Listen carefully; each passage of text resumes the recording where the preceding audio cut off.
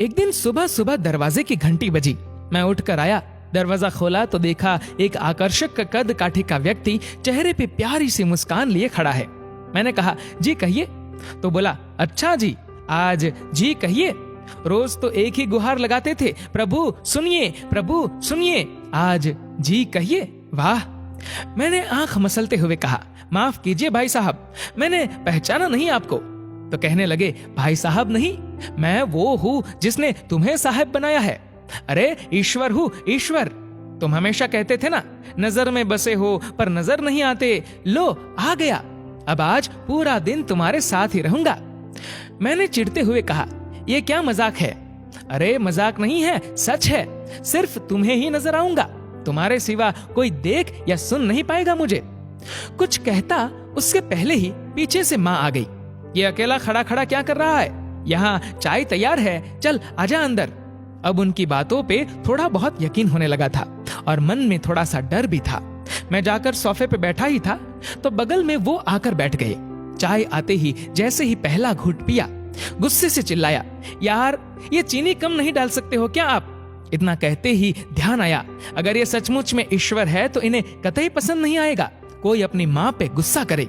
अपने मन को शांत किया और समझा भी दिया कि भाई तुम नजर में हो आज, जरा ध्यान से। बस फिर मैं जहां जहां वो मेरे पीछे पीछे पूरे घर में। थोड़ी देर बाद नहाने के लिए जैसे ही मैं बाथरूम की तरफ चला तो उन्होंने भी कदम बढ़ा दिए। मैंने कहा, प्रभु यहाँ तो बख्श दो। खैर नहाकर तैयार होकर मैं पूजा घर में गया।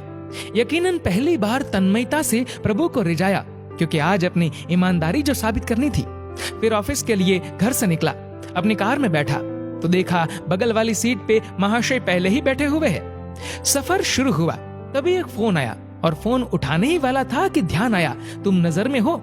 कार को साइड में रोका, फोन पे बात की और बात करते करते कहने ही वाला था कि इस काम के ऊपर के पैसे लगेंगे, पर यह तो गलत था, पाप था, तो प्रभु के सामने कैसे कहता। तो एकाएक ही मुंह से निकल गया, आप आ जाइए, आपका काम हो जाएगा आज। फिर उस दिन ऑफिस में न स्टाफ पे गुस्सा किया, न किसी कर्मचारी से बहस की। 150 गालियां तो रोज अनावश्यक निकल ही जाती थी मुंह से, पर उस दिन सारी गालियां कोई बात नहीं, इट्स ओके, मैं तब्दील हो गई। वो पहला दिन था जब क्रोध, घमंड, किसी की बुराई, लालच, अपशब्द, बेईमानी, झूठ, ये सब मेरी दिनचर्या का हिस्सा नहीं बने। शाम को ऑफिस से निकला, कार में बैठा तो बगल में बैठे ईश्वर को बोल ही दिया, प्रभु सीट बेल्ट लगा लो, कुछ नियम तो आप भी निभाओ। उनके चेहरे पे संतोष भरी मुस्कान थी। घर पर रात्रि भोजन जब परोसा गया तब शायद पहली बार मेरे मुख से निकला, प्रभु पहले आप लीजिए, और उन्होंने भी मुस्कुराते हुए निवाला मुंह में रखा। भोजन के बाद माँ बोली, पहली बार खाने में कोई कमी नहीं निकाली आज तूने, क्या बात है, सूरज पश्चिम में से निकला क्या आज? मैंने कहा, माँ आज सूर्योदय मन में हुआ है, रोज मैं महज खाना खाता था, आज प्रसाद ग्रहण किया है माँ, और प्रसाद में कोई कमी नहीं होती। थोड़ी देर टहलने के बाद अपने कमरे में गया, शांत मन और शांत दिमाग के साथ तकिए पे अपना सिर रखा तो उन्होंने प्यार से सिर पे हाथ फिराया और कहा, आज तुम्हें नींद के लिए किसी संगीत, किसी दवा और किसी किताब के सहारे की जरूरत नहीं है। कुछ ही देर में मुझे गहरी नींद आ गई, लेकिन सिर्फ 5-6 मिनट हुए थे। गहरी नींद गालों पे थपकी से उठी। कब तक सोएगा, जाग जा अब। माँ की आवाज थी, सपना था शायद। हाँ सपना ही था, पर नींद से जगा गया। अब समझ आ गया उसका इशारा, तुम नजर में हो, जरा संभलना।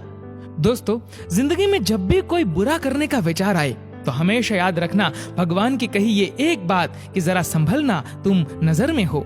दोस्तों, इस वीडियो को लेकर आपकी क्या राय है नीचे कमेंट करके जरूर बताएगा। और अगर आपको ये वीडियो अच्छा लगा हो तो इस वीडियो को लाइक करेगा, शेयर करेगा ज्यादा से ज्यादा लोगों तक, और ऐसे ही और भी इंस्पिरेशनल वीडियोस के लिए सब्सक्राइब करें हमारे यूट्यूब चैनल को और फेसबुक पर फॉलो करें हमारे पेज को। धन्यवाद।